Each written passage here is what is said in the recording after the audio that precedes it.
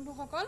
আপোনালোকে ঘৰত বাৰু নাৰিকল আছেনে নিশ্চয় আছে সকলোৰে ঘৰত আমাৰ ইয়াত বান্দৰৰ কাৰণে অন্য একো কৰিব নাই নাৰিকল কৰিব পাৰি তামোল কৰিব পাৰি হালধি কৰিব পাৰি হালধিৰো আগটো খাই পেলাই বাকি একো কৰিব নাই আমাৰো নাৰিকল আছে কিন্তু এতিয়া কি হ'ল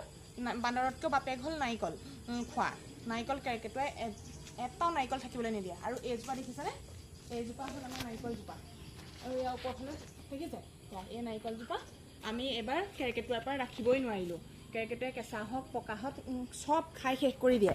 কেঁচা পকা সব খাই খাই খোলা উলিয়াই তললৈ পেলাই দিয়ে এজোপা দেখিছেনে এইবাৰ আকৌ ধুনীয়াকৈ চাফা চাফা কৰিলোঁ বছৰত আমি চাফা চাফা কৰিয়ে থাকোঁ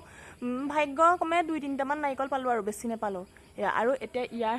পৰা কেৰকেটুৱাৰ পৰা পৰিত্ৰাণ পাবলৈ আমি কি কৰিছোঁ জানেনে শুইটো দেখিছেনে ওখ টিংটো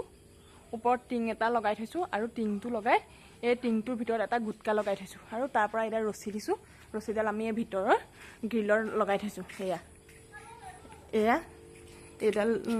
ৰছী লগাই থৈছোঁ যেতিয়া নাৰিকল গছত কেৰকেটুৱা উঠে গম পাওঁ ৰাতিপুৱা আৰু সন্ধিয়া টাইমটোত বেছি হয় তেতিয়া এইডালে আমি ভিতৰৰ পৰা এনেকৈ ঘটাই দিম আৰু তেতিয়া কেৰকেটুৱা গুচি যাব এনেকৈ ভয় খায় দেখিছে এয়া কিমান ধুনীয়া আইডিয়া এইটো কৌশল আপোনালোকে কৰা নাই যদি কৰি চাবচোন বহুত পৰিত্ৰাণ পায় আৰু এটা কৌশল হ'ল কি নাৰিকল গছজোপাৰ কাষত একো গছ নাথাকিলে নাৰিকল গছজোপা থোকৰ পৰা অকণমান আঁতৰত আহি মানে এহাতমান আঁতৰত আহি আপোনালোকে এখন প্লেন চিট বা টিং বান্ধি থ'ব আৰু তেতিয়াও নাৰিকলত বান্দৰ উঠিব নোৱাৰে কাৰণ জঁপিয়াব নোৱাৰে প্লেন চিটত লাগি পিছলি পৰি যাব